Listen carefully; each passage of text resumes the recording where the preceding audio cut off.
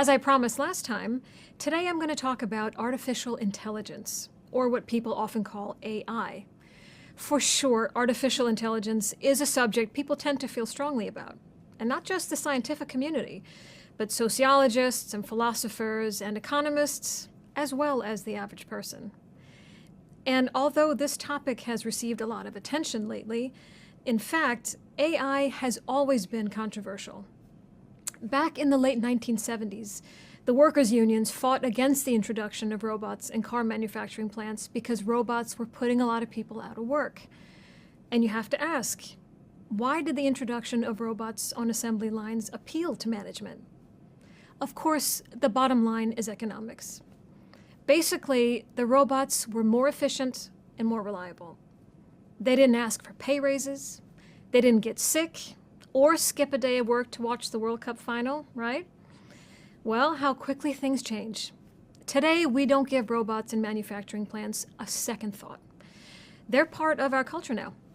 And that's something to keep in mind as we talk about AI, how attitudes change over time as people get used to new technologies, and how new generations see existing technologies as perfectly normal. So we're going to explore the benefits and risks of AI. But before we do that, we want to understand the distinction that's often made between a weak form of AI and a strong form of AI. Weak AI refers to an intelligence system that is unthinking, unconscious, and has no self-awareness. It simply does something, usually a single task. Here I'm talking about vacuuming the home, navigating a route, parking your car for you, playing chess against you. A single task. A weak AI system does not have real intelligence in the way a human being does. They have no awareness of what they're doing and no choice of whether or not to do it. Okay? That's the weak version of AI. Strong AI, on the other hand, is more the stuff of sci-fi movies. Strong AI refers to an artificial consciousness. Strong AI is oriented toward creating a thinking, conscious machine that seems to be equivalent to a human being. A strong AI system knows it exists and wants to continue to exist and even evolve. If you've ever seen the classic sci-fi movies 2001: A Space Odyssey, I, Robot, The Terminator, or Her, you'll know what I'm talking about. The AI is developing a meaningful, even overpowering relationship with their human masters. As you can imagine, people don't worry so much about the weak form of AI. It's generally the strong form that gets people nervous. They imagine AI robots, for example, becoming smarter than human beings, developing themselves beyond the control of human beings, maybe leaving humankind out of control of its own destiny. Some writers have even claimed that robots will reach human levels of intelligence and consciousness within the next 10 or 15 years, a moment that has been described as technological singularity. This means the point where robots begin to outsmart humans by redesigning themselves without any further human input. And hey, that's a pretty scary thought, right? So, that's the big picture. But let's now go to some specifics. What are some of the particular benefits of AI? And what are the risks of AI? Let's look at just a couple of the benefits first.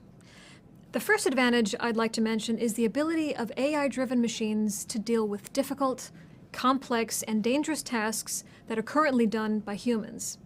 You can already see this, for example, with bomb disposal or the exploration of new planets. Also, on the plus side, there's the very real possibility that AI could lead to sophisticated techniques that would help us address global problems such as the depletion of natural resources, pollution, and climate change. For example, there are now robots that can go to the source of an oil spill in the ocean immediately, rather than waiting for days or weeks for humans to address the problem. And scrubber robots are being developed that can suck CO2 out of the atmosphere. Clever stuff. Although the potential benefits of AI are virtually limitless, a lot of people have been skeptical about the unbridled development of AI. One of the things AI skeptics have zeroed in on is the fact that machines lack emotion. Without emotion, an AI robot will not be able to sympathize with individuals in their unique situations, something that's essentially human and which most of us are very good at. This lack of emotion may lead machines to act over-rationally and, consequently, at odds with human interests. A computer-led future would likely be a very cold, impersonal one in that sense. Next is the concern about replacing and downsizing humans. We've seen how robots can free up humans to do other things. Think back to those car factory workers, right? The robots freed them from the monotony of assembly line work. Trouble is, although this freedom might seem like a good thing, it could also have a downside and lead to feelings of uselessness. And that could trigger mental illness, obesity, and other health and social problems. So that's another area of concern. And finally, there's the moral argument, a big one, especially in some religious communities. Some people believe that intelligence, intuition, and self-awareness are the universe's gift to humankind, and to try to replicate or even improve on them is like fooling with Mother Nature. It's morally wrong. All right, so where are we with all this? Well, we can't turn the clock back and uninvent artificial intelligence. Nope, that genie's out of the bottle, and let's face it, you can't stop progress. Progress takes on a life of its own. So perhaps instead of being reactionary, we need to get ahead of this thing. In other words, we, all of us, need to think about how we want AI to develop in the future and what the implications might be for human life. We need to understand the technology so that we can control it and help make certain that it's a benefit to humankind rather than a threat. And, of course, that's not just about the technology itself.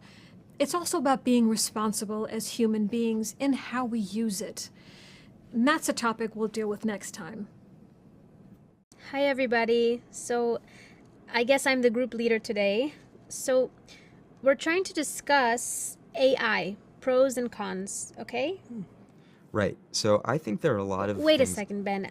I just want to set the goal here, okay? So we're going to come up with a list of reasons to support or oppose artificial intelligence. So Ben, you can start. Okay, sure. So I think to me, this whole AI thing is pretty disturbing. I think we can all agree it's getting kind of spooky. Yeah, I'm with you on that. Spooky is the right word. I mean, I used to think that having smart robots to help humans would be so cool. What do you mean by cool? I think having robots may make our lives easier, smarter, more entertaining. But it sounds like, Kenzie, you don't feel that way, at least not right now. No, I don't.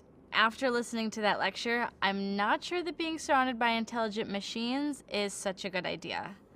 But you want to be surrounded by intelligent people, don't you? Well, yeah, but that's different. You know, maybe we're all overreacting a little. Yeah, maybe you're just thinking of those sci-fi movies like The Terminator or Blade Runner, where the robots get out of control. But that stuff is fiction, it's not real. I get your point, but some of those movies are pretty close to reality. Like what? What's an example? Well, like in 2001, A Space Odyssey. It's kind of an old movie now, but it shows that a robot can make decisions by itself, even if the decision isn't good for humans. Yes, actually that does scare me too.